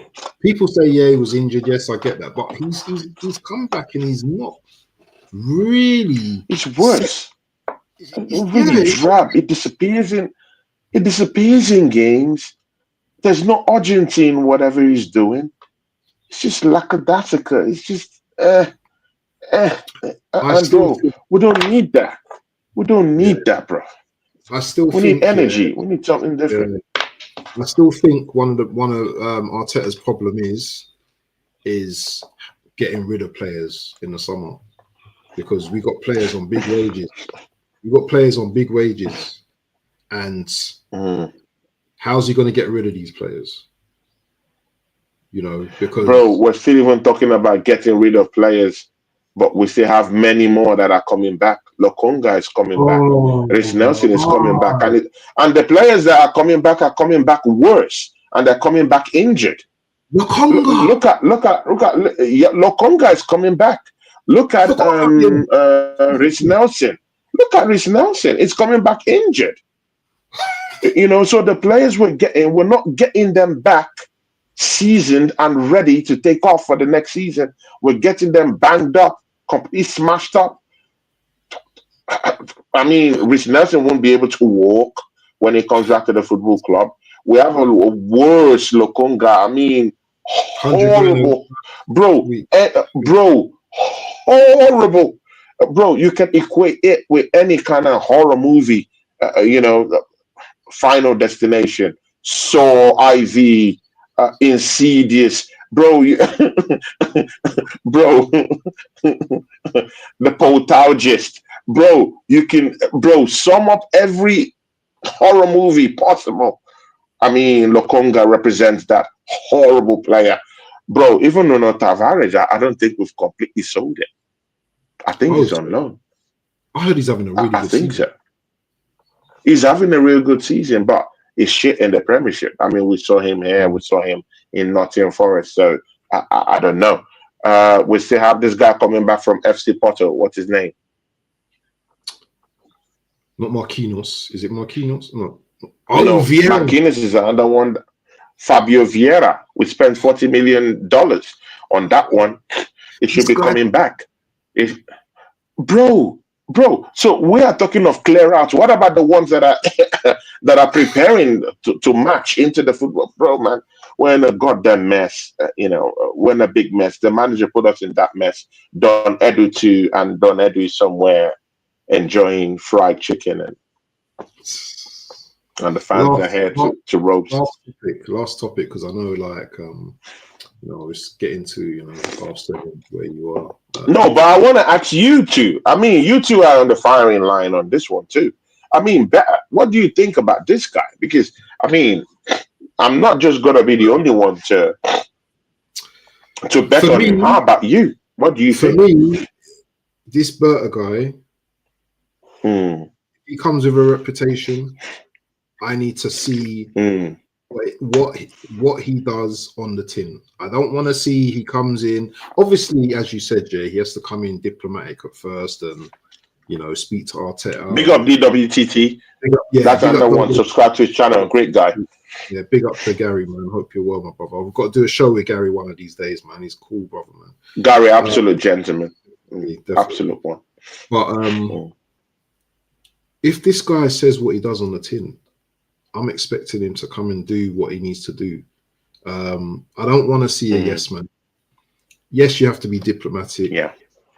Hold your tongue in certain situations. But as you said, this guy's worked with Simeone before, so he knows. So Arteta must be kind of difficult to work with. Then he must be a difficult guy to work with because they brought in one of the toughest sporting directors there is on the planet. So.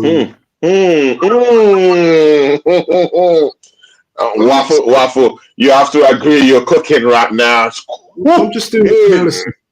I'm just doing the analysis, and I just think that this could be, as you said, this could be Arteta's last season because look at all this rubbish is coming back. This they can't say it. The garbage army are coming back. Taken out. It comes in, and you have to throw it back out. Charlie Patino is coming back from one Spanish club, one Spanish outfit. We went to dump the guy. Oh my God, bro, we've messed up, bro. We've completely damaged careers and bro, we've damaged a lot of things in this football club. Look at Charlie Patino, one of the most highly sought after youths. I mean, in the youth system, suddenly turns out to be a broken kid. Yes. I mean, we can't even find a befitting club for this guy to even play in the Premiership. We have to beg Spanish team to come get him out of our hands on loan, not even to pay. McQueen's deal, horrible signing. We have to beg teams from Brazil to come to help us take this guy on loan. Every other Brazilian club will send this guy to. They don't want him. They want nothing to do with this guy. In fact, they beg to return him, to cut the loan short and return this guy. Bro, horrible signings, bro. Horrible signings. And they're going to be coming back. At least I'm 100% sure McQueen's deal will be cut short. No one wants to deal with that guy. He's got. I mean, the last club cut it short. This one still will cut it short. They don't like him. They're not going to use him. He's not a good player. No one values him. So it's a big problem. Also, shout out to Somalia and that real one down there. Yeah, big up Somalia. We love you down here. Yeah, big up. But also the likes of Thomas Partey. You know, are we gonna tie him down to a new contract? Is he gonna go? You know, there's we're in trouble, man. We've still got Havertz on big money. Martinelli, Thomas Partey. Thomas Partey. Yeah, that's a big one. That's a big one because now we're entering into uncharted territories. Now, if you remember what we said before earlier in the show, the rejected stone might yet turn to be the cornerstone. Exactly. Thomas Partey was formerly in do you know where I'm going to right now? Thomas Partey was formerly at Atletico Madrid. Guess who was the sporting director that brought him to Atletico Madrid? Now you're in the. Are you coming on to the phase where I'm in right now? That's where I'm in. Yeah. So rather than being the haunted, he might actually now be the mainstay. He might actually be the one that gets a 3-year contract in the football club. And I'm not saying this just for entertainment purposes, but I'm saying this because I do believe that Thomas Partey still got one or two things to offer this team. 100%. I still feel that we've been finished out of £45 million we paid for him. I still feel gutted that we've not gotten enough. You feel it, right? You feel it. You've not gotten enough out of this guy. Not enough. You know he has that potential. To go further. And this season is stretched that because his fitness levels became quite decent. He hasn't been injured in spells this season, so it's been nice. So it shows that there's still a season or two with him. Mostly now that you don't know who you're gonna bring in the summer. You can't trust this football club in terms of who we're bringing in. So it has to be here just for one more season to make up the bench. Let's see who we bring just in case, because we don't still trust the business practices of our football club. How about that? Yeah, man. But yeah, moving on, and this is probably going to be the last topic of the day. Saka back after international. He's playing with the football now. He's running around now. Yeah. People can change their minds. Remember, Tony, we spoke about people can change their minds. Yeah. Yeah. In terms of, and I think there's 2 games before we play Real Madrid. Would you play him? Would you play him against Real Madrid? Now think about your answer now. Think about your answer now. Bro, there's no thinking about this. No thinking. He has to play.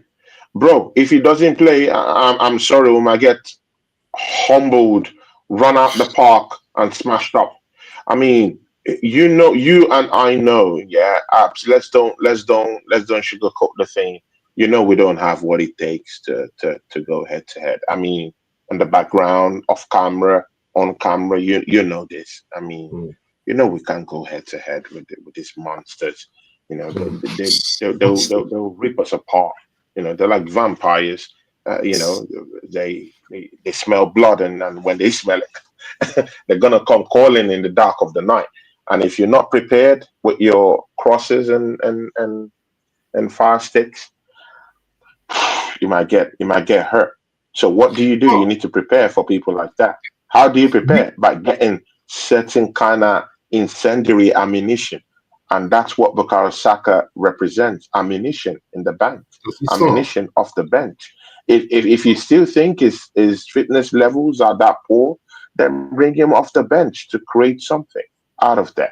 Bukayo Saka still stands as one of our highest goal scorers, even if he's left the team long time ago due to injury. He still represents that kind of guy that will create something out of nothing. So he's that kind of guy.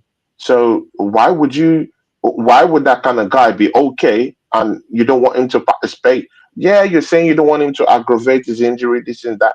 Bro, if the schedule said that he's going to be back in 4 months' time, and that's exactly what the schedule is right now, then let him be back. I'm not all up for this thing. Arsenal fans are saying, let's don't aggravate his injury. Bro, they've been aggravating people's injuries in this football club. And if bro, they've been doing it. They've been doing it. Martinelli, this guy pushed in Martinelli. Bro, if anyone thinks that this manager is going to protect Bukayo Saka and leave him at home when he goes to the Bernabeu to fight for the job of his life, bro, you're drinking. You must be drunk. And I'm talking of hyper drunk. You must be on psychedelics and other entertainment drugs. I mean, let's be very frank. There's no way this manager is going to leave Bukayo Saka at home to roast. No. When he senses an opportunity, never. He's not.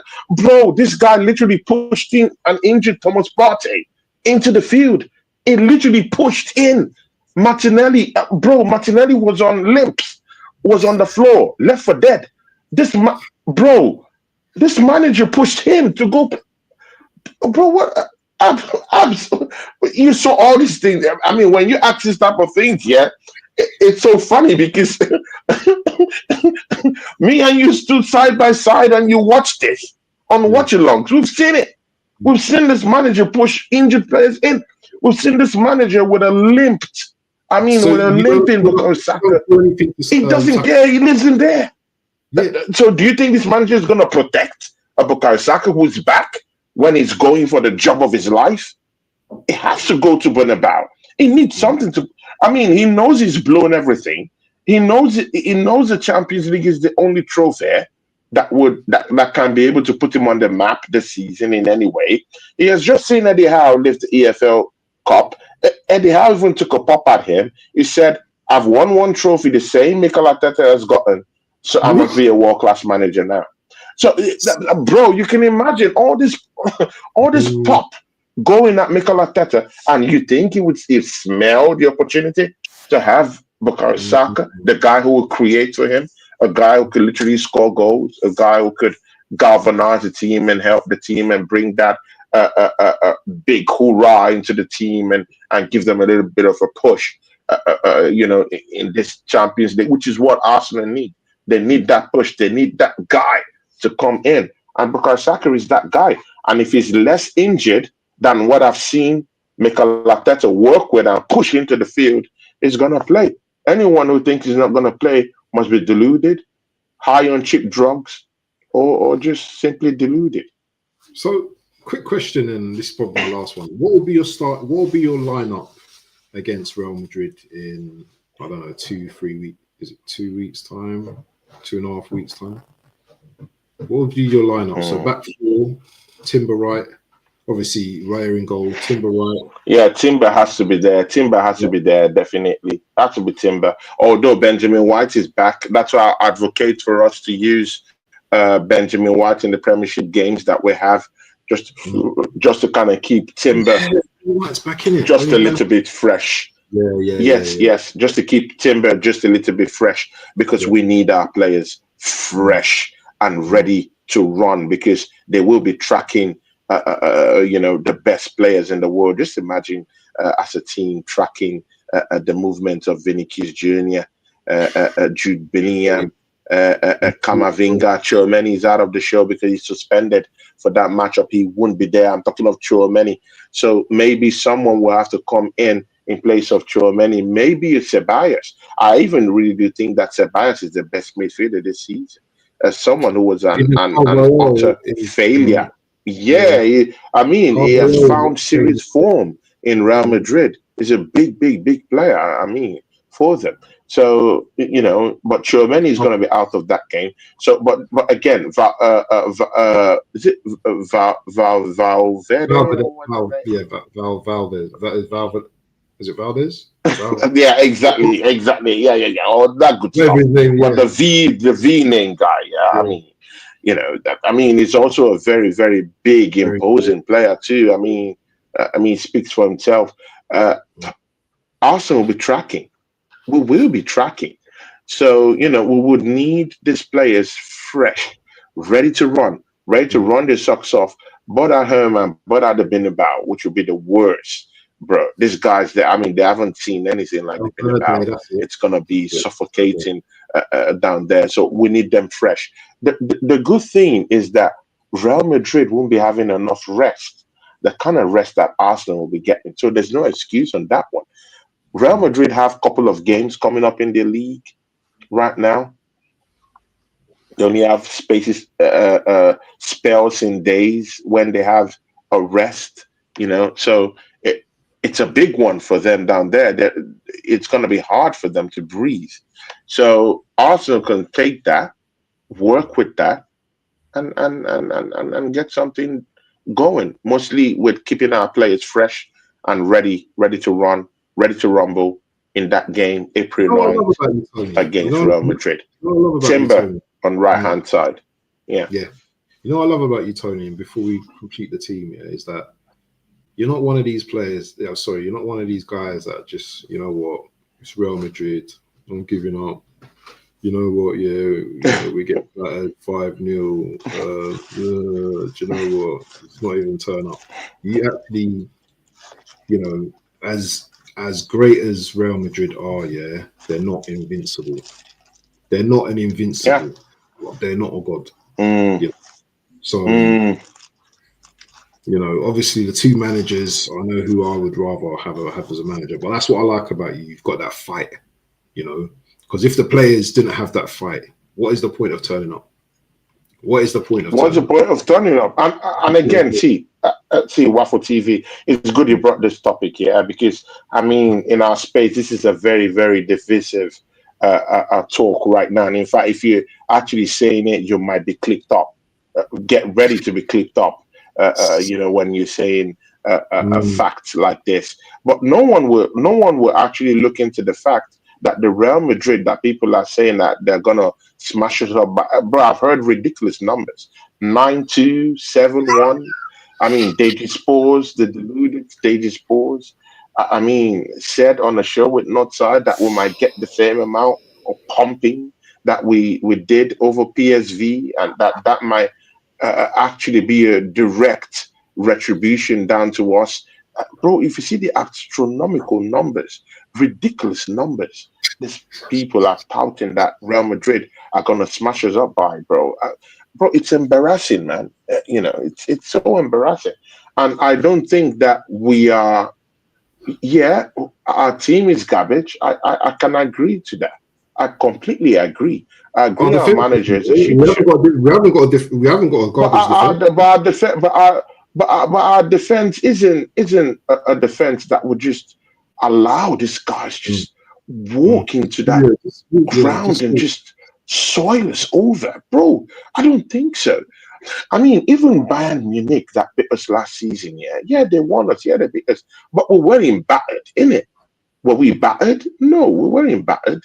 We weren't slaughtered in the way these guys are talking about. And, mm, and that leads me to investigate deeper into Real Madrid season. And then when I deeply investigated into this season, I saw that these guys are humans after all. These are no gods. They're humans after all. Athletic Bilbao have beaten them this season. Barcelona have beaten them home and away, even in the Bilbao. Disgraced them 5-2 this yeah, season. yeah, I remember the Bro, game. capital up Espanyol, one of the most mediocre teams in the Spanish La Liga. I mean, I've beaten Real Madrid this season 3 weeks ago. Real Betis, a team that had a horrible Anthony, who played for He's Manchester coming back United, though. who He's is doing out well. there on loan, dunk on them. Bro, the Real Betis smacked up Real Madrid. Bro, let's don't pretend that Liverpool did not beat Real Madrid in the qualifying stages of the Champions League. Completely outclassed them. Let's don't act as if Arsenal didn't beat PSG that actually outclassed Liverpool on both sides. So Mm, what are we talking about?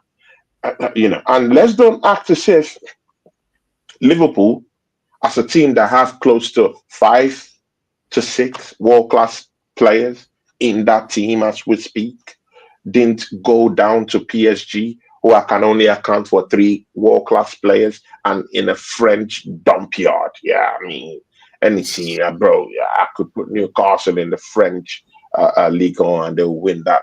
They'll win that French league on easily. So I mean, it's nothing to actually herald as anything big. Yeah. So Liverpool goes down there, yeah, to PSG, wins them. So imagine that PSG just say, you know what, yeah, we're going to Anfield, one of the most vociferous grounds in Europe. I mean, we don't need to go do anything. Let's just go there, dance around. These guys have world class players.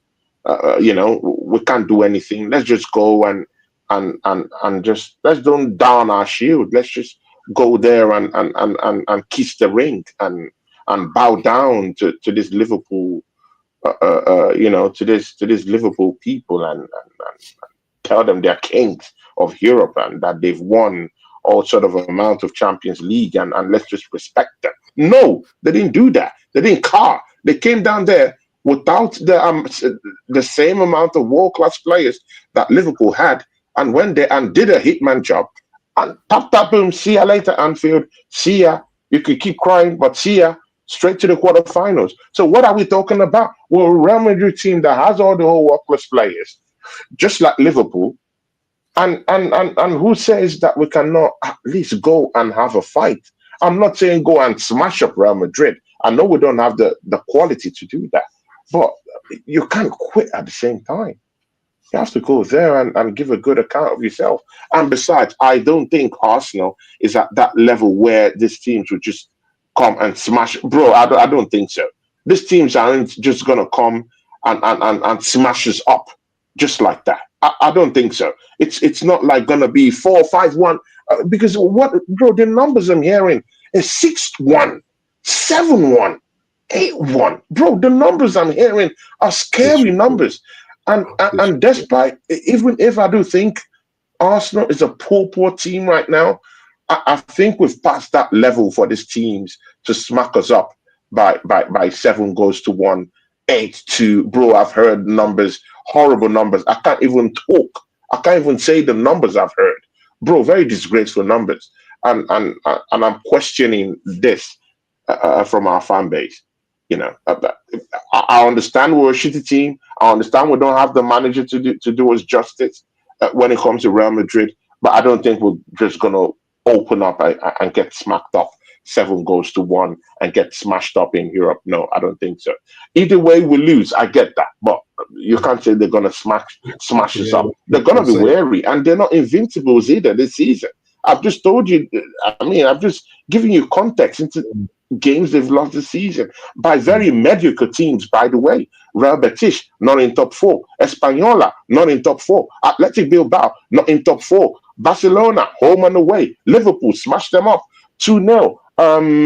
Lille, smash them up. Why is this team so invincible to all this fan base? I mean, that's the difference with me. I like to be a thinker. I think and I have my opinions on these things, and I'm not necessarily right. But again, we have to have conversations and context through which we put this. We'll put out our facts. Yeah, they're gonna beat us up, but you can't say they're gonna smash us up. No, they'll be wary of our defense. Very, very wary of our defense. And if Bukayo Saka is down there too, I mean, there goes the smashing in it. So there's something for them to be scared about. Interesting.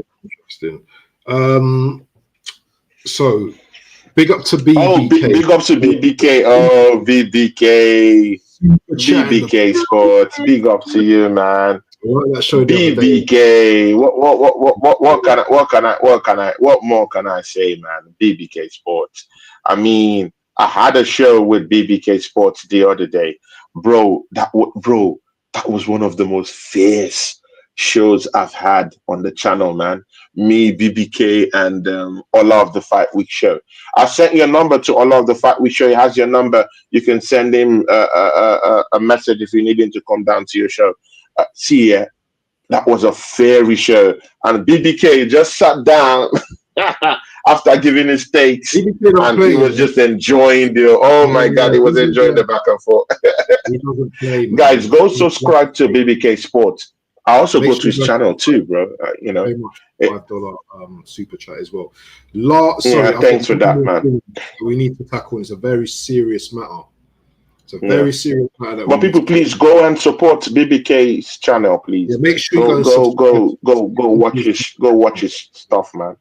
Yeah, great stuff. This is something that's really close to my heart and gets me mad. Yeah, I don't care who you are, what color you are. I'm gonna say it and talk it out as it is. A youngster by the name of Miles, is it Lewis Skelly, was racially abused, having been called up to the England squad. Despicable comments made to him. Now, these are the type of things I hate. And you know what? We got our channel, and we're older guys, but we have a right on our channels to call this type of abuse, hatred out. And I'm sick of these type of people, because all they do is hide behind a keyboard and say narcissist, disgusting words to a young man that's developing into a very good player, knocking on the door literally for the first team, playing very good football. I know, okay, so people want to take the liberty of him celebrating. So what if he celebrated? So what? And so what? That doesn't give you the what? To turn around and racially abuse this youngster. I think he's only 18 or 19 years old. What's your take on the whole thing before we close out the show? Abs, I was big up to AFC always. Views on Sport is still on the channel on the charts. Big up to Views on Sport. Big up to AFC always. Racism out. I mean, it doesn't. I mean, that's loud and clear. Big up to AFC always is everywhere. Yeah, everywhere. I mean, I prefer that name AFC always where you put it, AFC always is everywhere. I really like that. Please change the name back to that, man. I like that. And it says racism out. See, people, it doesn't get better than that. That's just a clear message. Yeah, clear message. Racism out. It's simple. It's simple. Racism out. Young kid. I mean, just trying to hone his skills. And you man are hating on this kid and calling him all sort of names, bro. I mean, I was looking at the dailies. Yeah, it's good you brought up this stuff. Views in sports. I'm sorry, your guy, Views in Sports, talked about it in depthly on his channel today. You know, I even bigged him up down there because I liked what I heard on his channel. You know, see, yeah, you look at this young kid just being called up, yeah, to the England first team, yeah, and he's been harassed, being called names, you know, all this despicable stuff. But I look at someone like Grealish. Have you recently seen Grealish in the papers recently? Oh my days, bro, in ridiculous positions, horrible positions, and no one has called him names. No one has called him names. No one is saying, "Oh, look at this white guy." Oh, look at. No one has called him names. Instead, they support him. Oh, They he's just support having him. Oh, he's leave allowed. him alone. Oh, leave him alone. Let the boys be the boys. Leave him alone. Let him enjoy his life. What about a young kid, a young black kid, probably from totally humble beginnings, finding his way to the England national team? Do you know what it takes to work your way up to that level Mm. that you that just for your name to be mentioned, just for just for just for your being to be appreciated in this cold world, and then you guys deem it necessary to bring that young kid down, to tarnish his image, to bring his confidence low to the lowest. And this is someone that is meant to go don the England shirt for you, for your entertainment purposes. To I win the mean, World Cup. this is this exactly for their own entertainment. Yeah, for their own entertainment purposes. And you guys decide to do this to the kid. Stamp racism out of football, man. These guys, they make mistake to my stomach. You know, if you don't like people of other colors, just I mean, just leave the field. Just go away. Go away. Go watch ice hockey or go watch go watch some other sport. We got Julie You know, Dread man in the building, go man. watch basketball. Go do anything. Go leave football for us. Leave. Oh, Judy! Big up to Julie, Judy, man. How are you? It says, "Howdy, lads. Howdy, lads." celebrate. Big up to everyone that's from Newcastle. You guys deserve it. You deserve it. You deserve it. I like that you guys did what you did to Liverpool.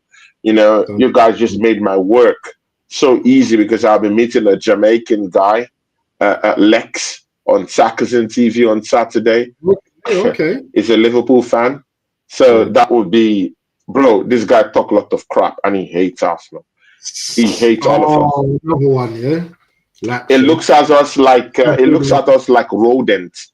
It looks at us like rodents and animals and Who's he saying? and all that crazy stuff. Yeah, bro, he's a black guy, but he doesn't like anything about us. He hates it genuinely. If you're an Arsenal fan, he doesn't like you. When he sees you, he hates you. Just like that. He doesn't like anything about us.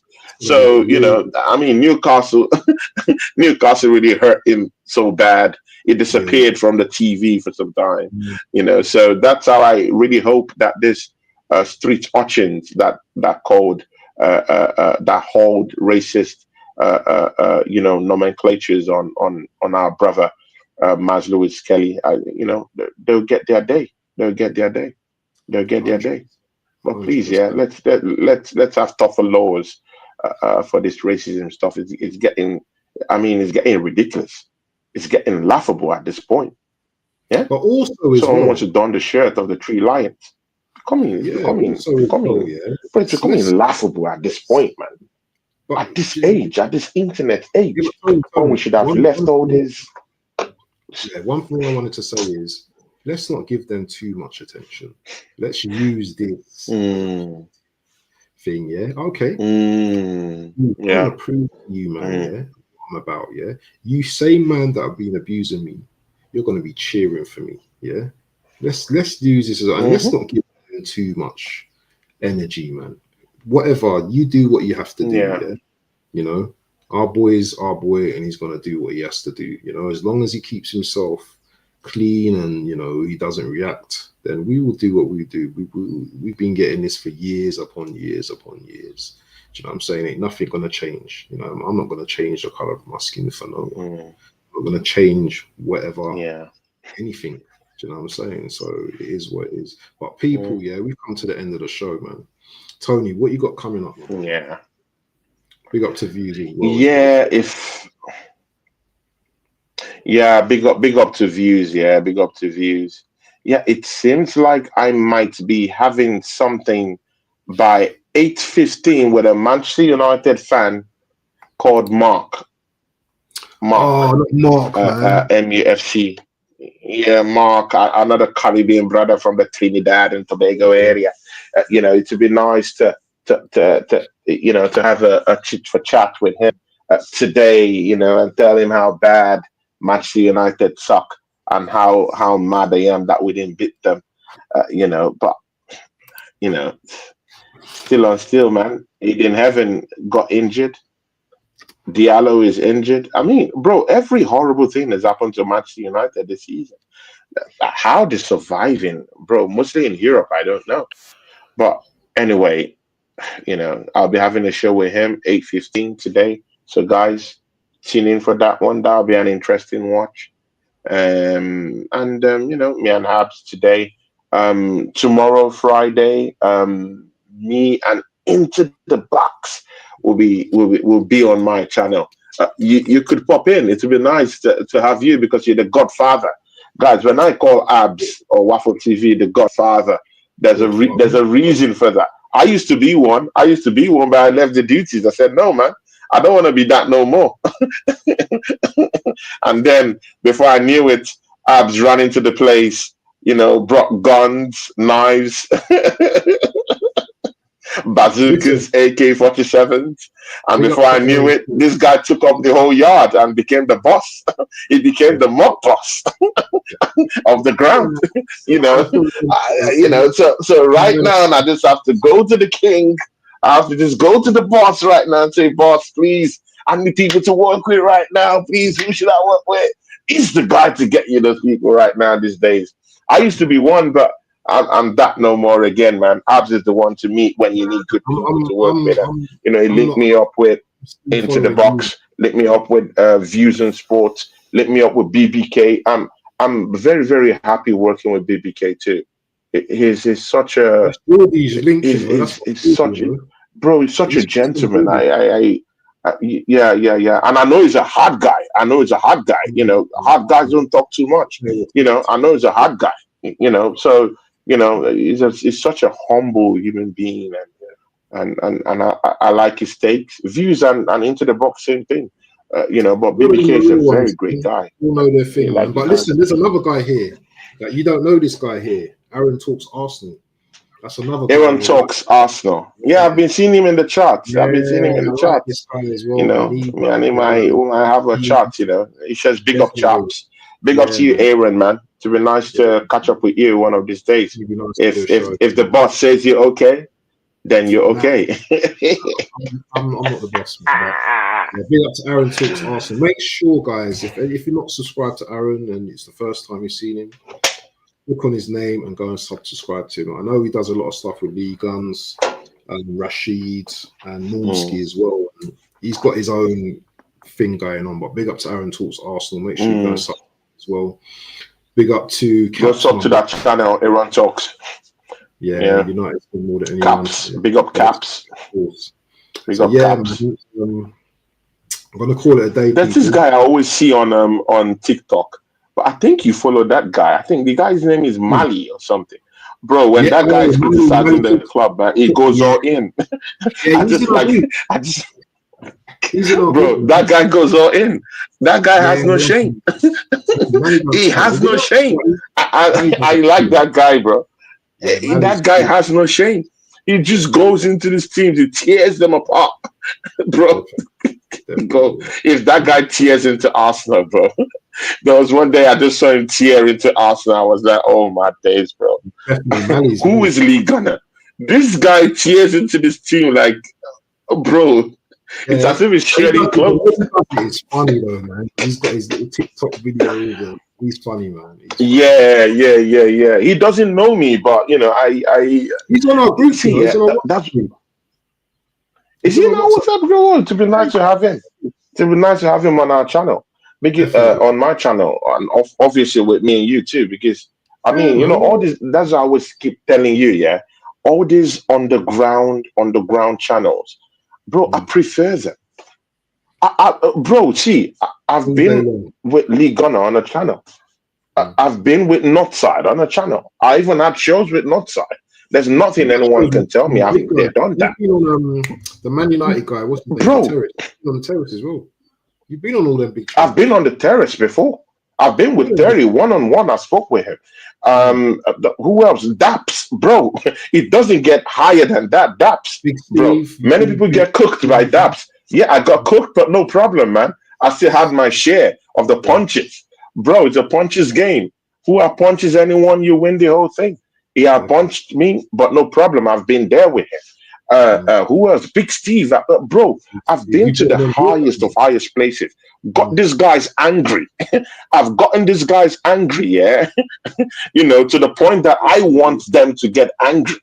You know, and you know, we'll share the stage. So I've been with all these people, and I'm grateful for that opportunity. So there's no one, you know, in this space, maybe apart from Saeed. You know, maybe Saeed, I would like to do something with Saeed one day. Maybe Saeed. Apart from that, man, no other person. I've gone back and forth with Months. Months. Me and Months have gone head to head. I've been head to head with Months. Yeah, he picks me up on his channel every day, every time I go there. Have you been on Dan Potts?